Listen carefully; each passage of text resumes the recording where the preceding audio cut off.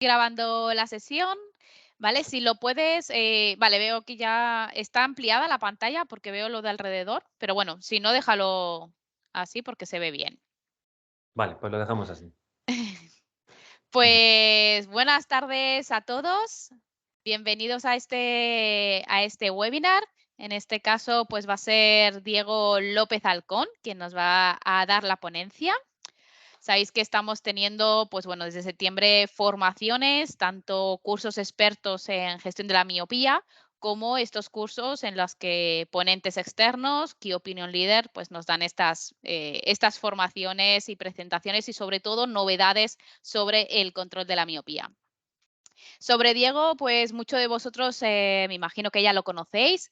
Es director técnico y bueno, tiene una óptica bueno, Alhama de Murcia, si no me equivoco, iba a decir Murcia, pero no, Alhama de Murcia. Vamos. Además, es profesor de la Universidad de Murcia y trabaja como contactólogo en el CUBI, también la clínica que tiene la Universidad de Murcia. Y si era poco, pues bueno, también tiene una página web y se dedica a lentes esclerales. Así que, bueno, si queréis saber más, pues está en redes sociales y también lo tenéis en LinkedIn.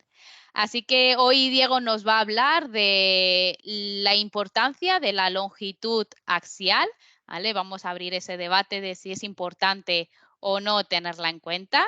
Y nada, Diego, te dejo con ellos. Voy a cerrar mi cámara y mi micro para que se queden pendientes de ti. Fenomenal. Pues muchísimas gracias, Mireia, por la invitación. De verdad que me siento privilegiado de que me deis la oportunidad de poder estar aquí con mis compañeros y, sin embargo, amigos, y poder hablar de cosas que te gustan, que te apasionan y con las que pues, disfrutamos, que son, en este caso, la contactología y el control de la miopía. Si te parece bien, Mireia, lo que vamos a hacer es una exposición de unos 30-40 minutos. Voy a intentar ser lo más rápido posible. No creo que lo consiga, pero voy a intentarlo. Y al final de la exposición, pues como llevamos un poco, unos minutitos de retraso, pues daremos tiempo, pues si os apetece al final, pues para comentar dudas, para hacer una apuesta en común, y bueno, pues aquellas cositas que se quedan ahí pendientes, pues poder compartir opiniones y sacar entre todos una opinión y un consenso de esas ideas que luego las podremos aplicar de la manera más clínica posible.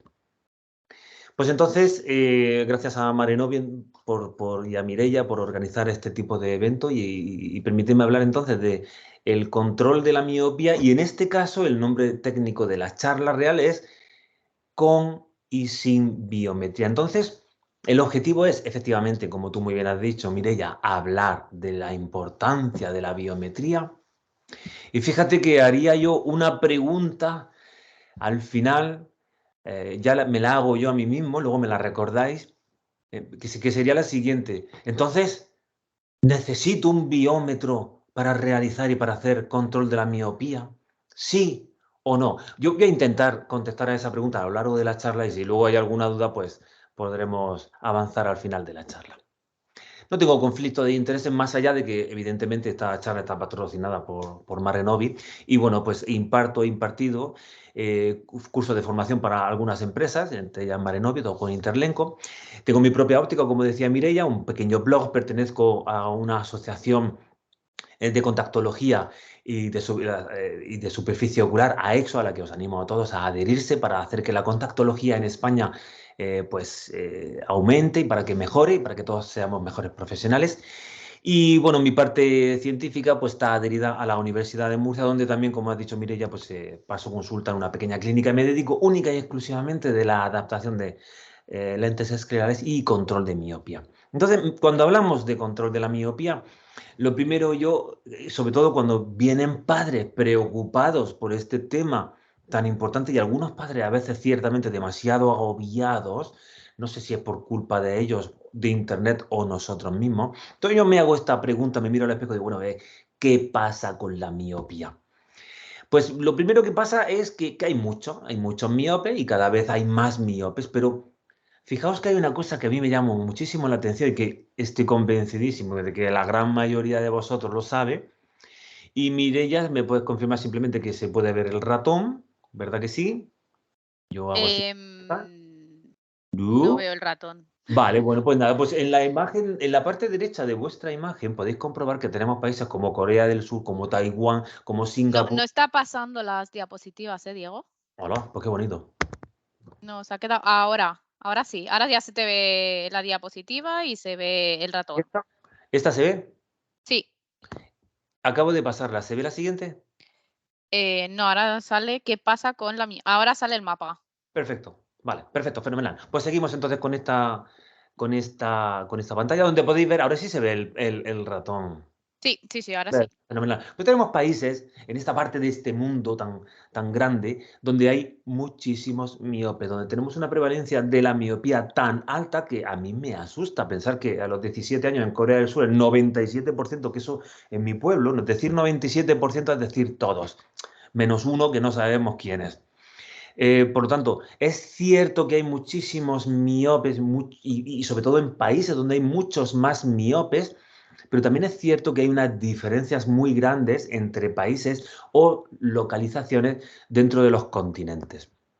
En cualquier caso, en líneas generales sabemos que vamos a tener más miopes. También estoy convencido de que esta gráfica la habéis visto y la vais a ver porque es muy famosa, es una gráfica donde nos dice, donde nos hace una predicción de aquí al 2050 y nos dice que vamos a tener, en términos numéricos, 5.000 millones de miopes en el mundo, en el globo terráqueo, que eso significará el 50% de la población.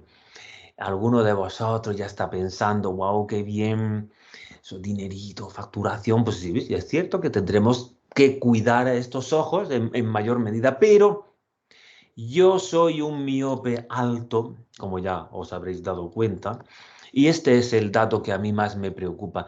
No que haya casi 900 millones de altos, posiblemente haya 900 millones, sino que posiblemente el 10% de la población mundial será muy miope, tendrá una alta miopía.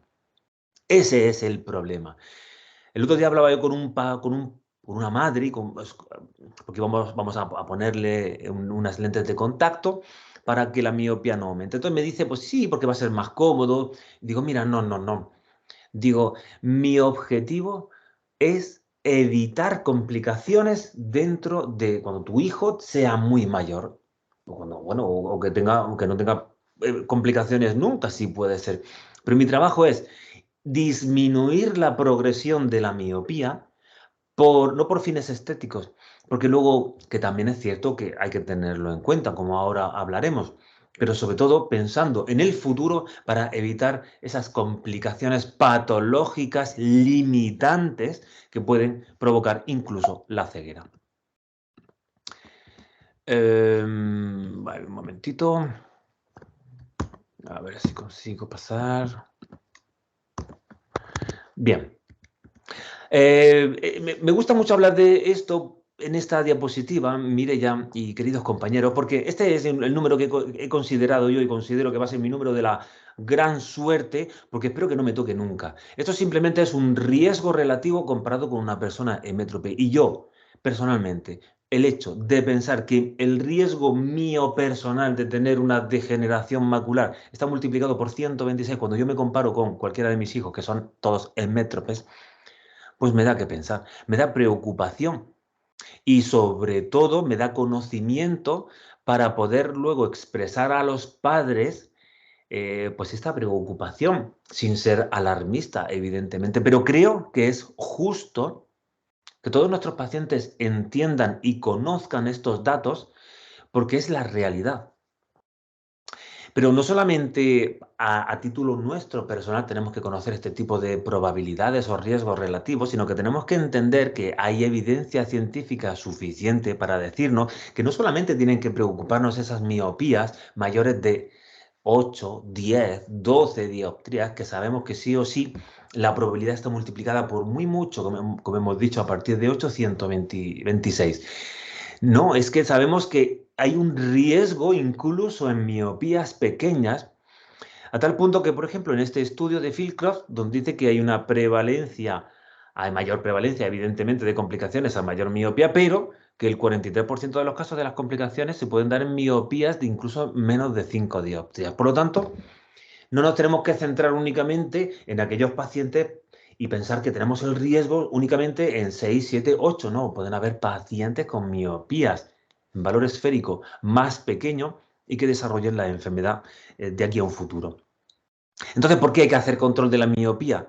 Pues mira, una de las razones es esta que tenéis en pantalla. Este esquema o esta gráfica que veis aquí, la actualizan todos los años y podéis meteros en 11.es, me imagino que será, donde nos dicen estos porcentajes de complicaciones y fijaos que siempre tenemos el número de afiliados a la miopía magna como primera patología visual relacionada con la ceguera o la afiliación a la 11, suponiendo el 16,3% de alta. Si vosotros os metéis en la página web y os podéis ir al año 2021, 2020, 2019, 2018, 17, 15. Yo no he estado jugando, yendo a ver hasta cuándo, pero todas las gráficas siempre de todos los años, desde hace mucho tiempo, en primer lugar tenemos siempre a la miopía magna. Y está claro que si yo tuviera que pensar, ¿por qué tengo que hacer control de la miopía? Pues mira, una de las razones es porque vamos a tener menos ciegos o gente con baja visión en el futuro. Pero también, si yo practico esta subespecialidad de la contactología o de la optometría y consigo que haya menos miopes o que la cantidad de miopía sea menor en un futuro, nuestros pacientes van a llevar lentes más finas y estéticamente va a ser mejor. Y además van a tener una calidad óptica mejor. Y además, si alguno decide operarse de cirugía, pues evidentemente, y todos lo sabéis, no es lo mismo operarse de 5 dioptrías y media que de 3,5. Y también nuestros pacientes saldrán y reconocerán nuestra labor de personas humanitarias porque vamos a pensar por su economía y cuando tú te vas a comprar unas gafas y pues, tiene 3 dioptrías, pues la reducción va a ser menor que con una gafa de 8 o 10 dioptrías, evidentemente. Por lo tanto, desde el punto de vista económico, nuestros pacientes salen beneficiados de aplicar un tratamiento de la reducción de la miopía. No es mi función ahora hablar, ni muchísimo menos, de cuáles son las técnicas para el control de la miopía. Una de las opciones es lentes de control, lentes de contacto hidrofílicas específicas como la Milo de Marenovi para el control de la miopía. Tenemos lentes oftálmicas específicas para el control de la miopía. Sabemos que nuestros compañeros oftalmólogos a través de la atropina nos pueden echar una mano muy importante en muchos casos. Existen las lentes de contacto de uso nocturno, la ortoqueratología. Podemos incluso combinar tratamientos. Incluso alguna persona de las que está aquí podría pensar, pues yo no hago nada porque es que no me apetece. Pues estás en todo tu derecho, pero te animo, si no te apetece, al menos a poder remitir a estos pacientes a un paciente, a un profesional, a un compañero, para poderle solucionar el problema y poder hacer que se reduzca la miopía. Desde luego, una actitud pasiva hoy en día, en el 2022, no tiene sentido porque tenemos mucho conocimiento, mucha experiencia de muchos años y muchísimas opciones de tratamiento para el control de la miopía. Así pues, cuando yo voy a hacer control de la miopía, yo aplico un tratamiento, compruebo que el tratamiento está bien aplicado. Y entonces voy a citar al paciente dentro de un tiempo, el que yo estime oportuno como profesional, para comprobar si la miopía ha progresado o no. Y yo siempre, siempre, siempre puedo hacer una refracción para comprobar si la miopía ha aumentado o no. Bueno, siempre no, porque cuando todos los pacientes que tengo, que viene la madre a revisión, oye, ¿le ha aumentado la miopía? Digo, no tengo ni idea, porque no sé cuánta miopía tiene ahora. Te puedo decir si ha crecido el ojo más o menos, pero con respecto a la refracción, desde luego, en este caso no puedo hacerlo. Siempre puedo refraccionar cuando estoy aplicando una lente de contacto hidrofílica, y cuando adapto una lente de contacto hidrofílica para el control de la miopía, puedo hacer una refracción y también puedo hacer una biometría. Eso quiere decir que una biometría la puedo realizar siempre y una refracción también, excepto en los casos de ortoqueratología. Me gusta mucho también plantearme la posibilidad o pensar cuándo tengo que empezar a aplicar un tratamiento para el control de la miopía, para evitar la progresión de la miopía. Y sabemos, y hay estudios que nos dicen que a los niños que les empieza antes la miopía, la progresión es más rápida al principio, además alcanzando un nivel refractivo mayor. Aunque no haya una evidencia perfecta de decirnos que si antes empezamos el resultado luego más adelante va a ser mucho menor, porque no, porque sabemos que los tratamientos de control de la miopía no son igual de efectivos en todos los niños. Además, pueden haber épocas durante sean más efectivos, los 3 primeros años, por ejemplo, y a lo mejor pierde eficacia con el tiempo, pero independientemente de que en ausencia de esa evidencia científica, yo me quedo mucho más tranquilo y creo que el padre también se queda más tranquilo, aplicando la técnica cuanto antes, sobre todo para evitar, en la medida de lo posible que tenga, más miopía. Sabemos que Brian, imagino que conocéis estas herramientas, tenemos el Brian Holden Calculator o la herramienta de miopía, que no dejan de ser proyecciones de cuál sería el aumento de miopía dependiendo del tratamiento que apliquemos al paciente. Son herramientas que visualmente son muy bonitas para poder explicar y expresar a los padres, como podéis ver en esta imagen de vuestra izquierda, que podéis ver esta línea verde, que sería la progresión de la miopía en el caso de que yo aplicara, por ejemplo, una lente de ortoqueratología, y si no hiciese nada, el valor de miopía sería mucho más alto. Pues entonces, no deja de ser una estimación con unos errores bastante grandes, pero dan una idea de cómo puede influenciar el tratamiento de control de la miopía a cada uno de los pacientes con cada una de las técnicas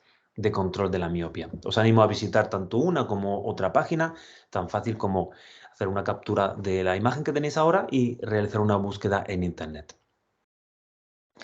Debemos, pues, definir qué es progresión de la miopía. Y es cierto que este es uno de los momentos de la charla donde yo me siento un poco avergonzado porque progresión de la miopía es que tenga más miopía. Pero eso hay que ponerlo un poquito en contexto porque tenemos diferentes tipos de miopía. Entonces sabemos que la progresión de la miopía es un aumento del valor de la esfera y o del aumento de la longitud axial. Pero debemos recordar que existen varios tipos de miopía. Tenemos una miopía de curvatura originada por un aumento de curvatura de la córnea fundamentalmente. Es decir, que si yo tengo un paciente hoy que tiene una dioptría y viene dentro de un año y tiene 2 dioptrías y la longitud axial no ha cambiado, yo debo de pensar inmediatamente que probablemente haya un cambio en la curvatura corneal. Y como tenemos todos queratómetros, y espero que la gran mayoría incluso un topógrafo, a todos los niños que estamos haciendo control de la miopía deberíamos de incluir, probablemente es un planteamiento que yo propongo aquí para todos vosotros y vosotras, el realizar una topografía y valorar la estabilidad de los radios de curvatura con el tiempo. Entendiendo que los mayores cambios de curvatura se producen entre los 2-3 primeros años como mucho. Luego los cambios son muy pequeños. Es decir, debo de pensar qué está ocurriendo en este ojo si está aumentando la curvatura. Y una de las patologías o de las complicaciones oculares más frecuentes sería el queratocono. sobre todo en aquellos casos en los que yo veo que hay un aumento de miopía en uno de los ojos y que además está asociado a un astigmatismo más o menos oblicuo, que en el momento en el que cambia en cantidad y en ángulo ya debo de pensar que probablemente ese cambio refractivo esté originado por la córnea. Y como tenemos topografía, pues pasamos al siguiente punto. Porque además podemos encontrarnos situaciones donde por un desajuste hormonal alimenticio de cualquier tipo puede haber un cambio de índice de refracción en el cristalino, que podría influir en un cambio refractivo. No perdamos de vista. Muy infrecuente en niños, pero totalmente posible. Y por supuesto, y la más frecuente y lo más importante, es la miopía axial, originada por un aumento de la elongación anteroposterior del globo ocular. Y conocer y saber que la grandísima mayoría de las miopías están producidas por un aumento en la longitud axial, y teniendo ahora tecnología como tenemos para poder medir y controlar en ese aspecto, pues uno de los objetivos de esta charla es entender cómo afecta eso a nuestra práctica clínica. Se considera entonces un aumento de la miopía cuando la refracción es más negativa, evidentemente, y cuando la longitud axial es mayor. Pero si ha pasado un año y ha aumentado 0,25 la miopía, ¿ha progresado la miopía? Pues sí. ¿Ha progresado mucho? Pues no. Y evidentemente tenemos que tener claro cuándo tenemos que empezar a preocuparnos de unos cambios refractivos demasiado grandes. Quiero que toméis esta imagen que tenéis en pantalla ahora mismo con precaución. Pero a título informativo, debéis de saber que aproximadamente, insisto, aproximadamente se considera que media dioptría está en torno a 0,18 milímetros, 0,20 milímetros aproximadamente, que una dioptría correspondería a un cambio en la longitud axial de 0,36 milímetros aproximadamente, repito, más o menos con un pequeño error, evidentemente. Y 3 dioptrías sería 1 milímetro 0,8. Os puede sorprender la cantidad de veces que yo he refraccionado a un niño o incluso a un adulto y he encontrado una diferencia exacta en la refracción de 3 dioptrías que cuando he realizado una biometría es 1 milímetro.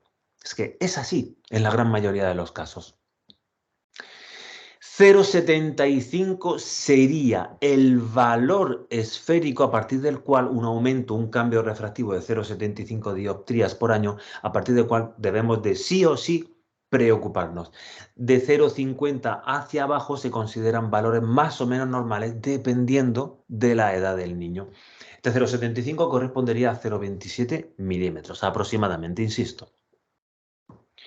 ¿Qué pruebas entonces tengo que realizar para saber si ha aumentado la miopía? Pues lo primero de todo, realizar una refracción. Y aquí no voy a entrar en detalle, todos sabemos hacer refracciones, intentar realizar una retinoscopía lo más precisa posible, en las condiciones binoculares de campo abierto lo más ergonómico posible, intentando realizar un fogging, si quieres, en binocular, miopizando un ojo mientras haces el otro, manteniendo la biocularidad. Bueno, hay multitud de técnicas que nos ayudan a realizar refracciones para conseguir el máximo positivo, máxima agudeza visual, que es el valor refractivo real que debemos de tener en cuenta. Por lo tanto, debemos de comparar siempre esa refracción objetiva con la subjetiva, el fogging siempre lento animando al paciente. No olvidemos que hay que hacer un balance binocular para luego la refracción binocular siempre muy lentamente. Y ni que decir tiene que existe en aquellos casos donde consideremos que pueden haber estados acomodativos cercanos a los excesos acomodativos, podemos dudar o hay unas diferencias de la refracción objetiva y subjetiva muy alta, deberíamos de tener siempre plantear la posibilidad de realizar una cicloplegia para valorar el estado refractivo. El estado acomodativo también se considera que es importante para poder determinar en qué casos, sobre todo, me puedo fiar más o menos de esa refracción. Una queratometría también es importante, pero debemos de saber que las queratometrías suelen ser estables a partir de los 6 años. Eso quiere decir que en los 2, 3 primeros a 4 años, sobre todo en los 2, 3 primeros años, donde aparecen los cambios en la curvatura corneal, en la transparencia de la córnea, en el espesor de la córnea, todo eso ocurre en los primeros años de vida. A partir de los 6 años no suelen haber grandes cambios en la queratometría. Pero debemos de realizar una queratometría para detectar esos posibles cambios anómalos que podrían estar asociados, como decía antes, por ejemplo, a una ectasia corneal. ¿De qué manera entonces puedo yo comprobar si el paciente le ha aumentado la miopía por un aumento del eje antero-posterior? Jolines, pues es muy fácil, con una biometría. Tenemos la queratometría para valorar si hay cambios refractivos debido a un cambio en la curvatura. Tenemos la biometría para saber si ese cambio en la refracción está originado por un aumento de la longitud axial. Y si ha aumentado la miopía, pero la longitud axial es la misma y la queratometría es la misma, pues debo de pensar que a lo mejor hay un cambio en el índice de refracción y a lo mejor debo de remitir al paciente para un control, para un análisis de sangre, etcétera, etcétera. Es decir, nosotros vamos a encontrar cambios refractivos y estamos hablando de controlar en la progresión de la miopía, pero de la miopía axial. Por lo tanto, es necesario, es aconsejable. ¿Cómo puedo yo controlar todos estos aspectos? Pues lo primero, la refracción. Lo segundo, una queratometría y por lo tanto, de forma directa o indirecta, de una biometría.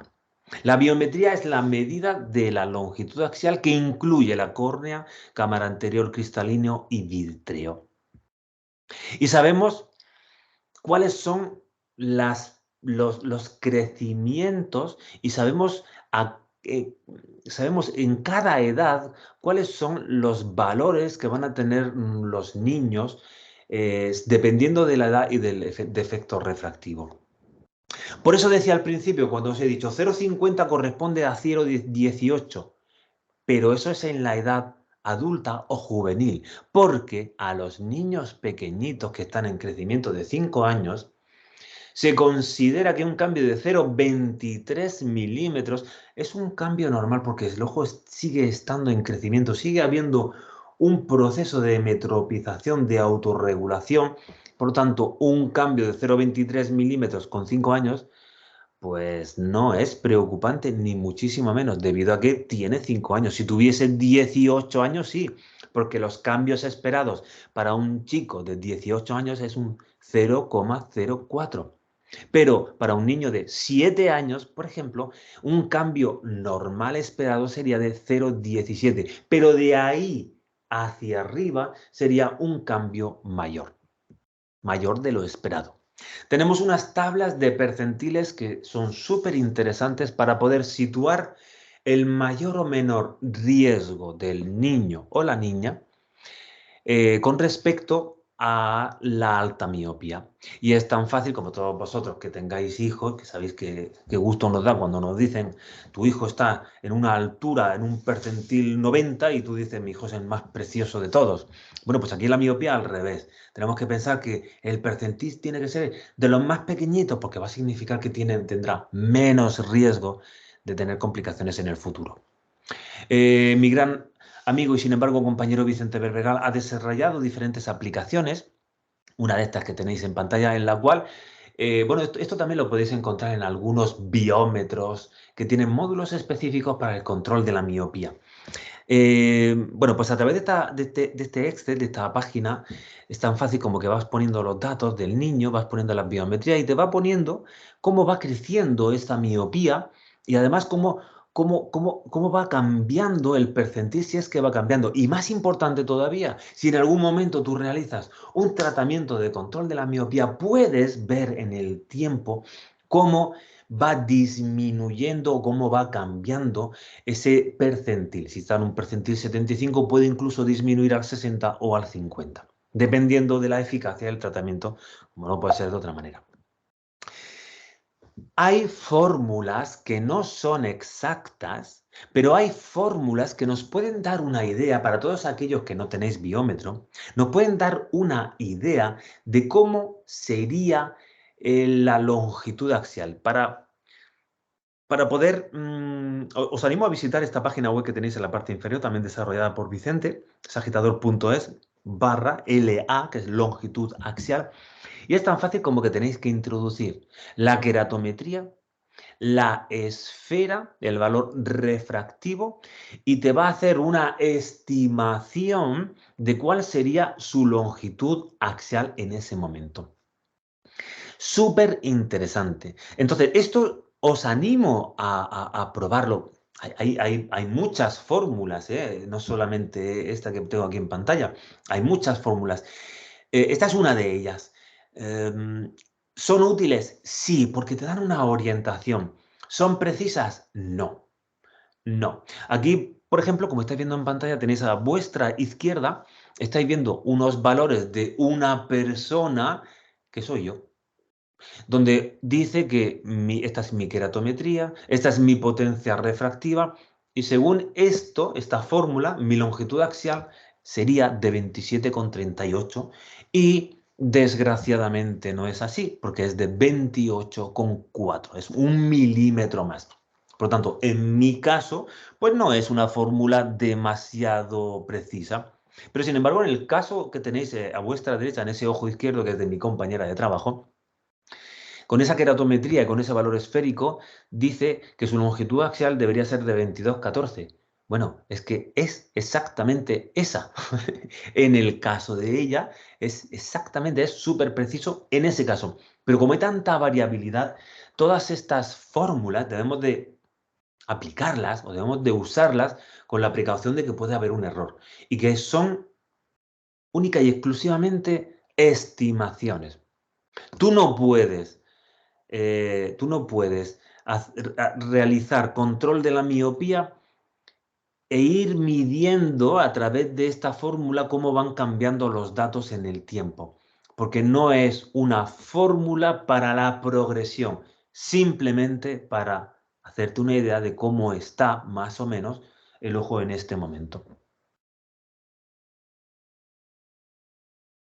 Eso quiere decir que es tan fácil como situar en la tabla de percentiles, es tan fácil como esta imagen que tenéis aquí. Hay muchos compañeros que han cogido ya todo esto, se lo han customizado y personalizado a través de sus fichas de optometría para el control de la miopía específica, y es tan fácil como situar al niño con su edad y con su longitud axial, que debe ser conocida evidentemente, y con eso podemos saber el percentil del niño sabiendo ese riesgo.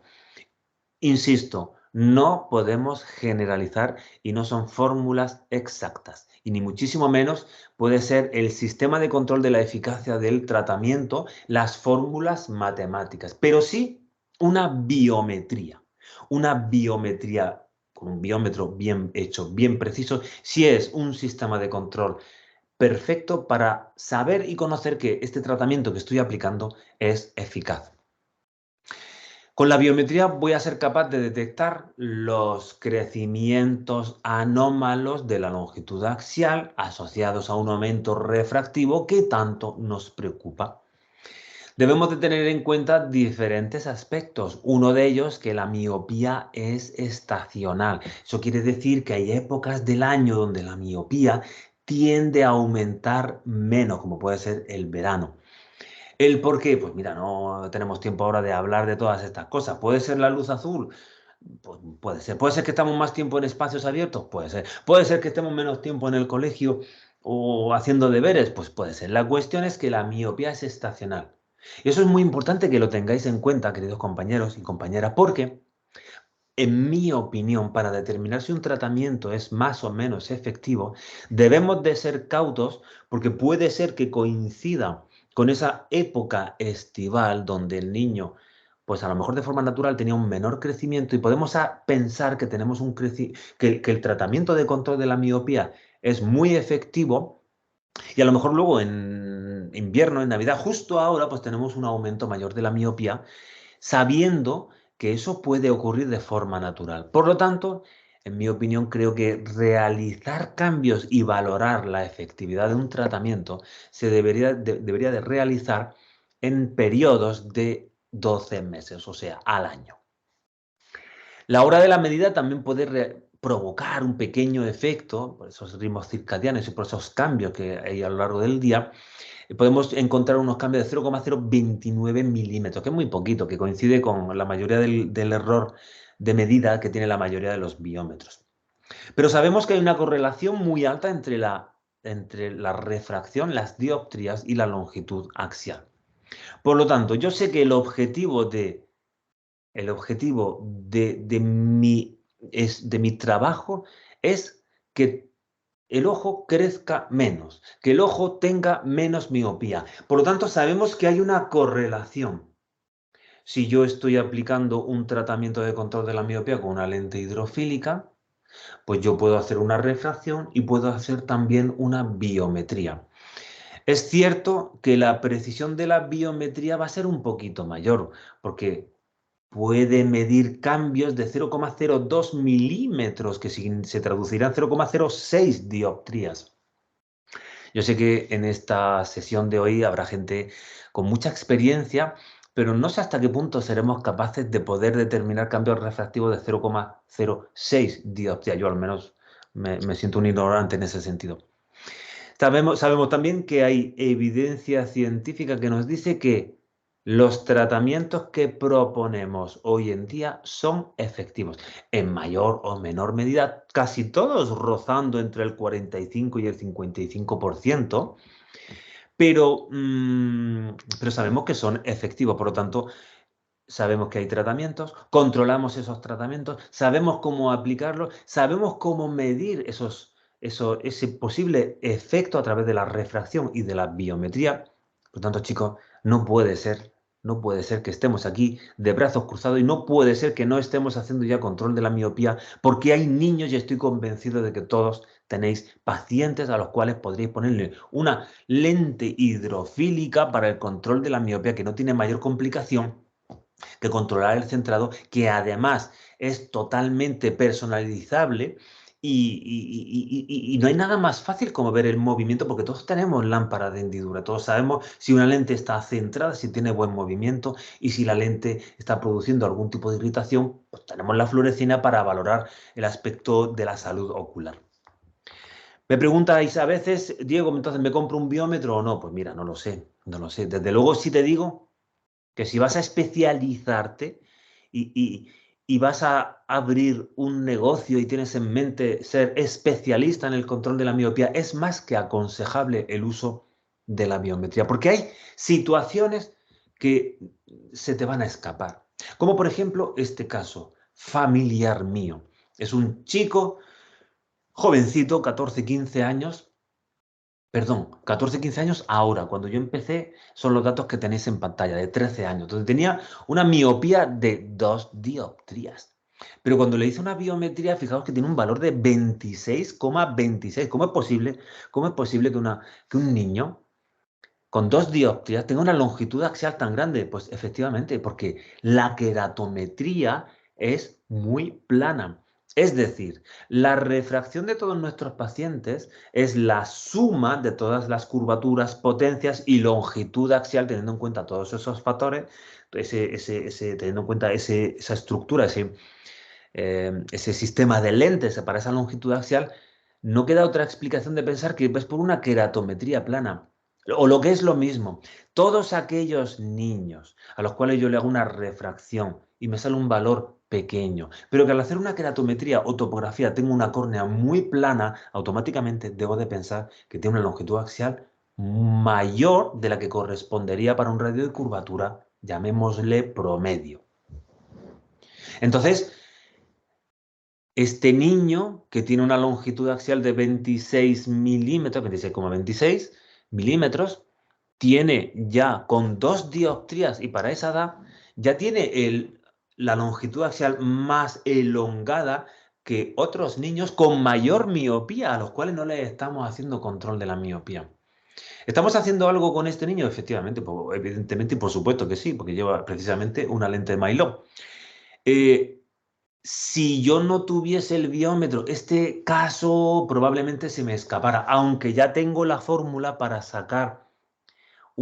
para hacerme una idea de cuál sería esa longitud axial, Pero si yo no tuviera conocimiento de eso, que ya no hay excusa porque ya lo sabemos, pues se nos pasaría. Y estos niños de bajas miopías también necesitan de un tratamiento del control de la miopía, de hecho, por esa longitud axial y por esa planitud en la córnea.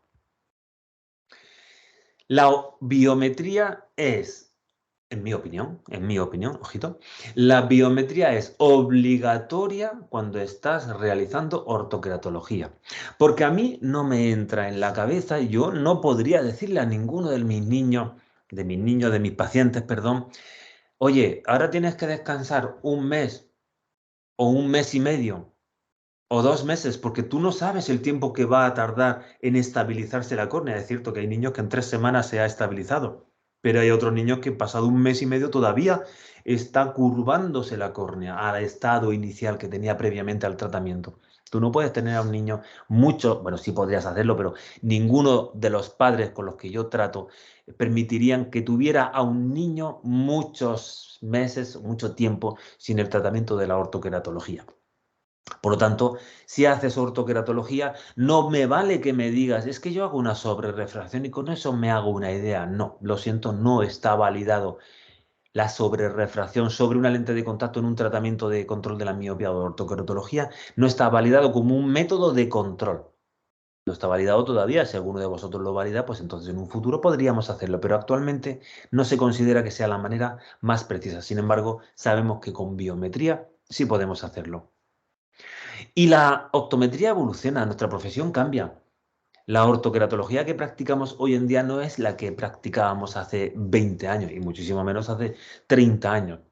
Las lentes de contacto para córnea irregular, el abanico de lentes esclerales, por ejemplo, que tenemos hoy en día en el 2022 no es el que teníamos en el 2015, ni muchísimo menos. Por lo tanto, nuestra profesión evoluciona, el conocimiento evoluciona, la evidencia científica evoluciona y nos ayuda a tomar decisiones cada vez más precisas. Entonces, yo diría que el biómetro complementa la información de la refracción.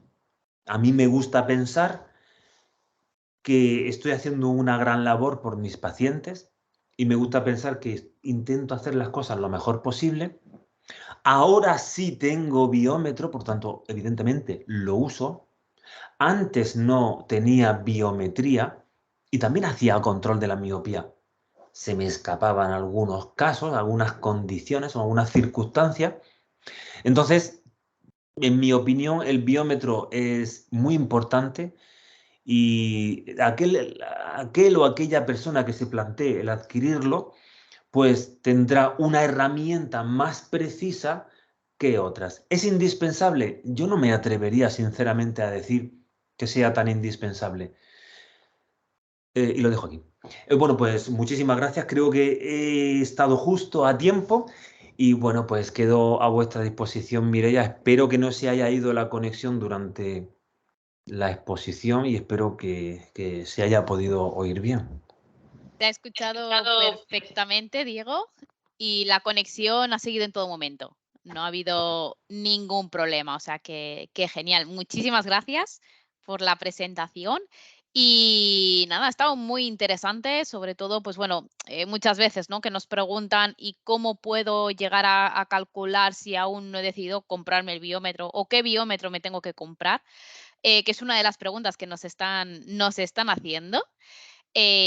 Así que creo que ha sido bastante interesante para todos los que hoy están por aquí. Así que te dejo con esa pregunta para empezar. ¿Cuál? ¿Qué biómetro es mejor o seleccionarías tú para tu centro? Que es una de las Ah, preguntas que tenemos por aquí. me encanta esa pregunta. Evidentemente no puedo responderla. Te explico. No es que no quiera. Es que no me siento a ver cómo explicarte esto. Cómprate el que tú quieras. Porque todos los biómetros son iguales de precisos y todos los biómetros tienen la capacidad de medir la longitud hacia que es lo que queremos. Ya está. Por lo tanto, ¿qué biómetro te compras? Pues el que tú quieras. Hay biómetros que son biómetros por definición y nada más que hacen biometría. Hay biómetros que están en multiplataformas combinados con, por ejemplo, con topografía, con medida de glándulas de meibomio y tiene un montón de aplicaciones. Hay biómetros específicos para el control de la miopía que tienen sus gráficas y que le puedes dar información a los padres, es súper interesante. Yo no me atrevo a hablar de marcas, además creo que no sería correcto y no creo que tenga la información suficiente para hacer una comparativa aquí delante de tanta gente que veo que hay más de 50 personas, 300 y pico, por Dios. Bueno, te iba a decir, más de 50, unas cuantas más, Por- Diego? yo sí os digo, llama por teléfono, pregunta qué vale, pregunta qué tiene, pregunta servicio técnico, pues no lo sé, no sabría darte más detalle, Mireia, en ese sentido. Pues por aquí nos hacen más preguntas. A ver, tenemos por aquí a Susana que nos dice, ¿la duración del tratamiento lo aconsejas a todos igual o depende de la edad que tenga el paciente? Me explico, si el paciente está aún en la etapa de crecimiento, aunque haya estabilidad después de 3 años, ¿continuamos manteniendo el tratamiento? Es muy buena pregunta. En principio, yo suelo mantener el tratamiento, pero no es menos cierto que informo a los padres que hay una estabilidad en los últimos 3 4 años. Ayer precisamente se lo dije a una chica de 18 años, 18 19 años. Le dije, mira, llevas 4 años sin que te aumente la miopía. Es el momento de renovar tus lentes de ortoqueratología, en esta chica en particular. Tú decides. Si decides seguir utilizando ortoqueratología, en mi opinión, que sea por un método, por mera estética o por comodidad o porque estás adaptada y porque estás bien y porque va todo perfecto. Digo, Eva, si quieres cambiar, pues cambia. Pero lo que es control de la miopía, en principio con esa edad y viendo la progresión que ha tenido en los últimos 4 o 5 años, pues efectivamente yo se lo dejo. Si tengo duda, lo que hago es mantener el tratamiento. En los niños pequeños que se adaptan con facilidad, yo se lo explico así a los padres y les digo, veo estabilidad, pero también existe todavía un periodo donde pueden haber cambios. Esta lente de contacto hidrofílica ha sido efectiva durante estos últimos 3 4 años. Yo sugeriría seguir utilizando ese tratamiento durante ese periodo crítico donde sabemos que se producen los mayores cambios refractivos, que son entre los 8 y los 16, 18 años. Mm. Efectivamente, alguno me dirá, pero es que también luego están los niños en la universidad que les aumenta la miopía. Sí, pues coméntalo. Único problema que tenemos, que no es poco, es que no hay una evidencia muy fuerte a partir de los 18 años de cómo funcionan los tratamientos de la miopía, porque la gran mayoría de los estudios y los criterios de inclusión incluyen, para la redundancia, a niños entre 8 y 14, 16 años. Muchas gracias, Diego. Nos preguntan por aquí qué es lo que hace la lente Milo para ralentizar la progresión de la miopía. Bueno, esto casi que Me nos lo toca más a nosotros. Yo te iba a decir, Dinos, Diego. ¿a mí? ¿Me lo pregunta a mí o a ti? Bueno, lo pregunta. No dice para quién. Entiendo que para ti, pero Bueno, pues si me permites, yo voy a decir una te permito. pinceladita y si tú lo consideras, pues ya lo dices bien dicho.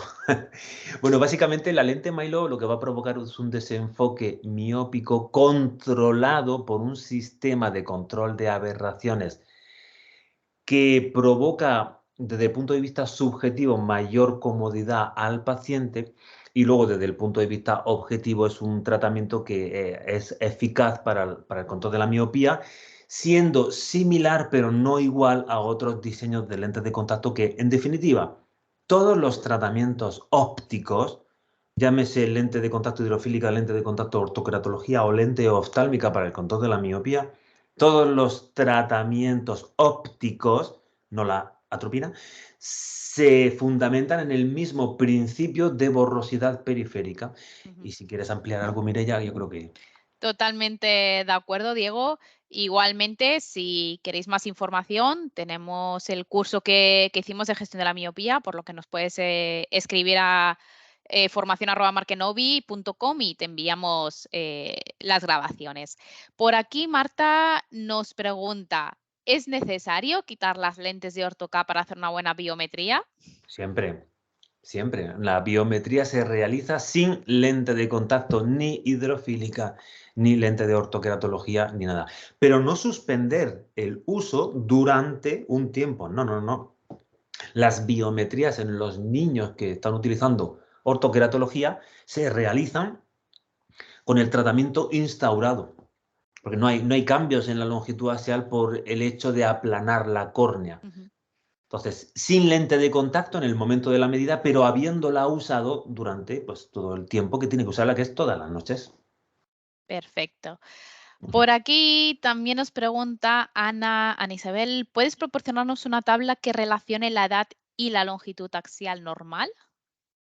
Bueno, creo que es la que nos has mostrado antes, Son ¿no? las tablas de percentiles que he mostrado. Ahí Sí, en la presentación, como me imagino que lo tenéis grabado, sí, la tenemos grabada. ahí viene la en- bibliográfica en la cual podéis tener toda esa información. sí, después os comparto también en la carpeta que tenemos la información esta. Por aquí Jerónimo nos pregunta, hola paisanico, bajo tu experiencia y más con la aparición de las lentes oftálmicas para el control de la miopía, la combinación de orto-K más lente oftálmica en control de la miopía, lente tipo Milo más lente oftálmica, ¿es más efectivo o es necesaria más años para corroborarlo porque todavía está en pañales? Y sabiendo que depende de cada caso, como en otras cosas de nuestra profesión. Bueno, Bueno, pregunta bastante larga. sí, para ser murcianico ha escrito demasiado.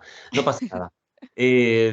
A ver, creo que he entendido la pregunta y es la combinación del Sí, o sea, tratamiento. si habría diferencia, entiendo que lo que quiere preguntar es combinación de orto-K más lente oftálmica y lente de contacto blanda más orto-K, pero yo creo Vale, que algo debe haber, o lo he leído mal, porque lo estoy sí, no, volviendo a no, leer, no pasa nada. Mira, pero claro, entiendo que orto-K y lente de contacto oftálmica un poco complicado. sí, lente oftálmica y ortocar no, porque pues, evidentemente cuando utilizas ortoqueratología, la lente oftálmica no. Lente de ortocar con atropina, sí, porque hay estudios de evidencia científica de que sabemos que es más efectivo que Mm, el tratamiento de ortoqueratología solo, por ejemplo. Eso quiere decir que yo tengo niños a los cuales empezamos con un tratamiento de ortoqueratología y si vemos que sigue existiendo un aumento, hemos conseguido ralentizar, pero no lo suficiente, añadimos atropina y combinamos los tratamientos. Combinar un tratamiento de lente oftálmica con, por ejemplo, una lente Maillot, no hay evidencia actualmente que yo sepa, que yo conozca todavía, porque los diseños de lentes oftálmicas son son muy nuevos, sí. muy recientes, sabemos. Aquí en España son muy recientes, aunque hay sabemos que hay países donde se están adaptando a este tipo de lentes oftálmicas durante hace mucho tiempo.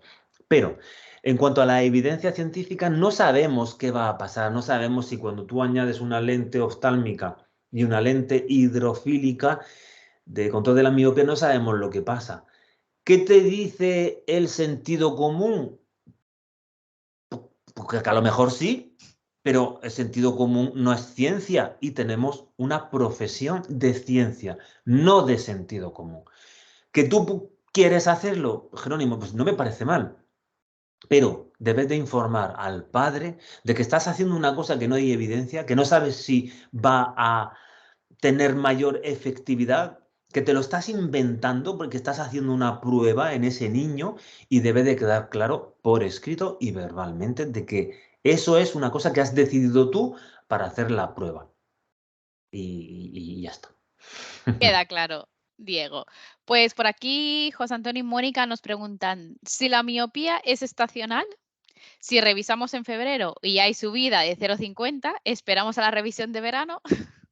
A ver, las grandes subidas efectivamente es más fácil notar. A ver, es que esto hay que cogerlo con pinzas. No quiero, cuando alguien dice algo al otro lado del ordenador, hay que cogerlo siempre en su justa medida y no tomarlo como acto de fe. Entonces, sabemos que en general hay evidencia científica donde nos dicen que los mayores cambios se producen en unas partes del año en comparación con otras. Lo que no quiere decir que no pueda aumentar también en verano y que pueda ser que en esas épocas donde el niño está estudiando, pues aumente menos. Cualquier caso, tomar una decisión para el control de la miopía lo puedes hacer en cuanto has detectado un cambio refractivo o en la longitud axial, independientemente del mes. ¿Qué más da el tiempo? Si tú han pasado 6 meses de la última revisión y has visto que hay un aumento de la miopía suficiente para preocuparse, pues ya tienes que actuar. No tienes que esperarte 6 meses para corroborar nada porque ya lo estás viendo y estás viendo la tendencia. Tú ¿Y estás ese cambio podría ser de 0,50 o superior? Que también no lo preguntaba. 0,50 en 6 meses, a mí me da que pensar que va a ser 0,75 mínimo en un año. Perfecto. No sé si te he cortado No, o... no, no, no, te iba a decir que evidentemente 0,75 en 6 meses, eso es una locura porque significa que al año va a ser pues casi una dioptría. Eso es inaceptable. También por aquí Carlos nos pregunta, ¿a partir de qué edad consideras que no es necesario hacer la biometría para medir la longitud axial porque ya está totalmente desarrollada la magnitud? Vale, creo que la pregunta yo la haría de otra manera si me permites. Sería, ¿a partir de cuándo pues ya el defecto refractivo se estabiliza? Quiero pensar que es algo así, porque si... Sí, porque bueno, al final, si está estabilizado, pues ya tampoco tiene mucho sentido, ¿no? Hacer una longitud axial si realmente ya no está, hay una estabilización y al menos por tratamiento no podemos ya actuar. Claro, pues tú piensas, yo puedo, o sea, yo ya no voy a hacer medidas, ya no me preocupa medir la longitud axial, es lo mismo que decir, ya no me preocupa medir la refracción, porque llega un momento donde se estabiliza el ojo, entre comillas, y donde me da igual, y deberíamos hablar exactamente igual de la longitud axial que de la refracción, porque van unidas. Entonces, la pregunta es, ¿cuándo ya no puedo o cuándo ya dejas de hacer longitud axial? Pues cuando se estabiliza. ¿Cuándo dejas de hacer una refracción preocupándote si ha aumentado la miopía? Pues cuando hay estabilización. ¿Qué edad es esa? Ostras, esa pregunta es un poco más difícil de contestar, pero sabemos que la miopía empieza a estabilizarse de una manera muy genérica al terminar los estudios universitarios sobre los 21, 22, 23 años aproximadamente. Claro, ya sé que alguno de vosotros ya está pensando, porque en todos los cursos y en este tipo de charlas siempre pasa lo mismo. Pero es que hay adultos a los que les siguen aumentando la miopía. Digo, si no digo que no, pero los cambios refractivos no son los mismos que en los niños. Y probablemente haya o existan otras cuestiones relacionadas con pérdida de transparencia o vete tú a saber qué que puedan influenciar esos cambios refractivos cuando En somos los adultos. pacientes. Por aquí Leandro nos pregunta, bueno, que qué tal estás. Muy bien, Leandro. Y Gracias. nos dice, ¿podéis decir si la calculadora que acabas de poner Sí. en la publicación es distinta que la que proporcionan otros laboratorios que distribuyen o fabrican lentes de contacto para el control de miopía? Pues no, pero es tan fácil, mire, ya como mirar, o Leandro, como fíjate en la referencia bibliográfica en qué estudio. Creo que Sí, esta, por ejemplo, es igual que la mayor. es, No, es la que más solemos utilizar. sí, Porque ¿verdad? nosotros también la utilizamos, pero claro, de ahí a estar seguro que todos los laboratorios utilizan la misma, No, no, no. pues Pero se es muy tendría que mirar en esos laboratorios lo claro. que te presentan. Pero sí, bueno, teniendo la información que comentas, creo que sería suficiente. A ver, por aquí Sam nos dice, no sé si muy bien si es una pregunta, pues yo suelo revisar cada 3 meses y si me da 0,25 de cambio, se lo pongo. Entonces, ¿es recomendable esperar a los 6 meses, al menos antes de cambiar? No, no, no, no, no, no, no estamos hablando de cuándo tengo que poner un cambio refractivo. Yo a un miope, si yo lo revisara todos los meses, en el momento en el que viera un pequeño cambio refractivo, muy probablemente se lo pondría. Estamos hablando de cuándo tengo que hacer revisiones para poder determinar si aplico un tratamiento de control de la miopía o no. Y sobre todo, bueno, en una de las preguntas me ha parecido entender que era cuándo ya dejo de aplicar el tratamiento de la miopía. Pero estás haciendo muy bien con esas revisiones trimestrales, como si me dices cuatrimestrales, como si me dices cada 2 meses, lo que tú consideres para cada uno de tus pacientes. Y el hacer que el paciente cambie la refracción para ver mejor es una cuestión. Otra cuestión diferente es valorar cuándo en un año cuánto ha cambiado la refracción para preocuparme en mayor o menor medida, para decidir si hago control de la miopía o no hago nada. Perfecto. Y por aquí nos dice Nora, ¿qué hacer si hay rebote luego de finalizar el tratamiento? Bueno, ahora mismo, vamos a ver. Nosotros tenemos el control, sabemos, tenemos la técnica, tenemos el conocimiento de aplicar los tratamientos de control de la miopía de tipo óptico, ni mucho menos. Tenemos ninguna responsabilidad actualmente con respecto a la atropina. Sí colaboración, yo colaboro con muchos oftalmólogos a los cuales pues, voy haciendo el seguimiento, yo hacer la prescripción. Bueno, pues cuestiones personales que por comodidad para el paciente, porque está más cercano a mí, aunque la receta, bueno, da igual, por la razón que sea. Entonces, es una pregunta un poco complicada de responder. Efecto rebote no está descrito nada más que en la atropina.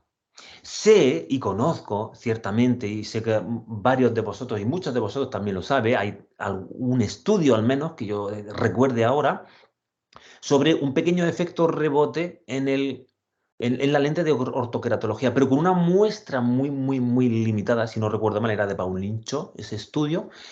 Pero es tan pequeño el efecto con una muestra tan limitada y falta evidencia para poder afirmar que hoy en día existan efectos rebote con lentes hidrofílicas y con lentes de ortoqueratología. Yo no me atrevería a decirlo con la claridad que sí lo digo en la atropina en concentraciones altas, porque en concentraciones pequeñitas los efectos rebote a menor concentración es mucho menos hasta que no hay. Por 0,01 no hay efecto rebote a día de hoy.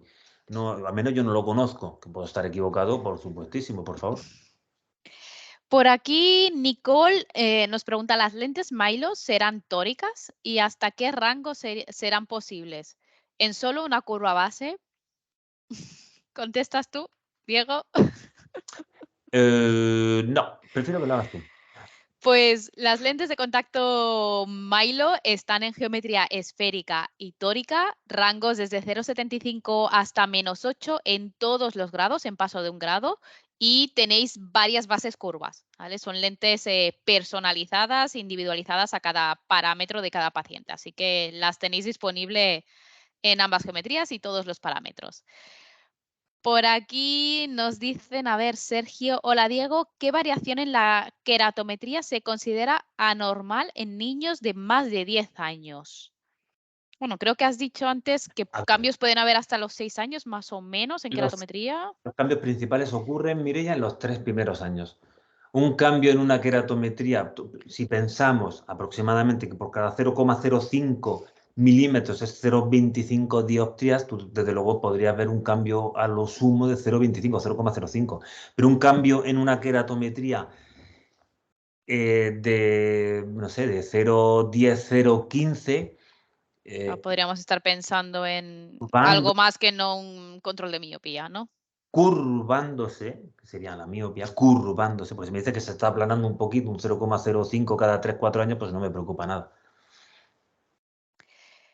Vamos a ver si por aquí alguna más. Natalia, ¿no sería conveniente tener en cuenta cualquier disfunción acomodativa por si influye en el avance de la miopía?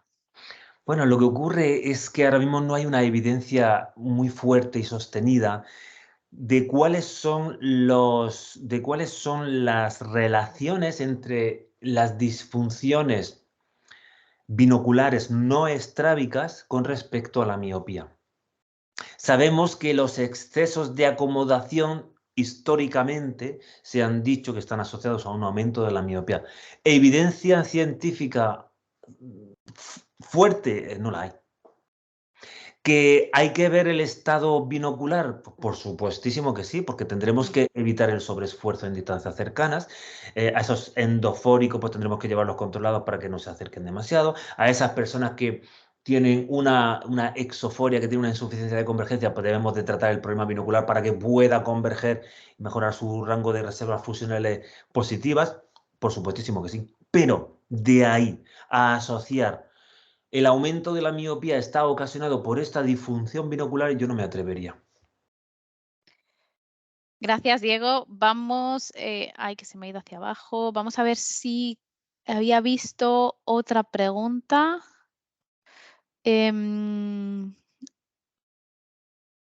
A ver, buenas tardes. Y como siempre, no, está solamente buenas tardes, que ya se iba. Tengamos en cuenta que de no actualizar la prescripción estaríamos hipocorrigiendo y eso no es bueno, ¿verdad, Diego? Efectivamente, la hipocorrección hoy en día está considerada como una técnica que no deberíamos de utilizar ninguno.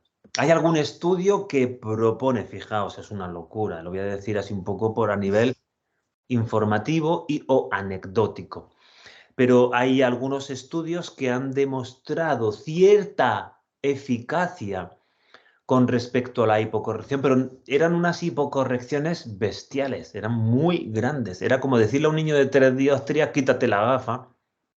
Y parecía que en esos casos de grandísimas hipocorrecciones, en esos casos podría ser que no hubiese el mismo efecto que si con pequeñas hipocorrecciones. Por lo tanto, a un niño miope de 5 o 6 dioptrías, tú no le puedes decir, mire, ya quítate la gafa, pensando que no le va a aumentar. Bueno, eso es una Eso estaba pensando yo, ¿cómo va a estudiar?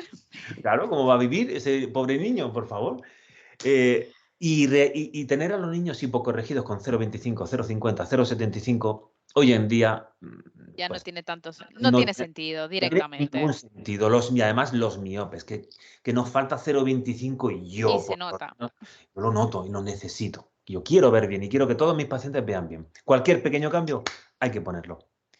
Perfecto, Diego. Pues creo que más o menos hemos contestado a todas las preguntas, porque habían algunas que he ido pasando porque eran más similares a algunas de las que ya hemos hecho. Creo que más o menos todas han quedado respondidas. Si no, pues bueno, nos pueden contactar para que acabemos de contestar todas las preguntas.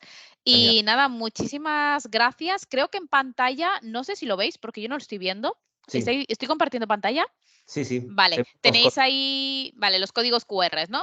Estáis viendo, perfecto. Tenéis los códigos QR de la encuesta de satisfacción, tenéis también el canal de WhatsApp y Telegram y tenéis también el código QR de la información de los delegados para que los podáis contactar. Pues nada, Diego, ya nos están dando las gracias, que les ha gustado mucho, que muy interesante. Me alegro. Y nada, cualquier cosa, pues eso, nos contactáis, os he compartido enlace con la carpeta con toda la información y esperamos verte pronto, Diego. Muchísimas gracias por tu tiempo y Muchas gracias. muchísimas gracias a todos por vuestro tiempo. Eso. Muchas gracias a todos. Un placer. Un placer, Diego. Hasta la próxima. Chao. Hasta luego.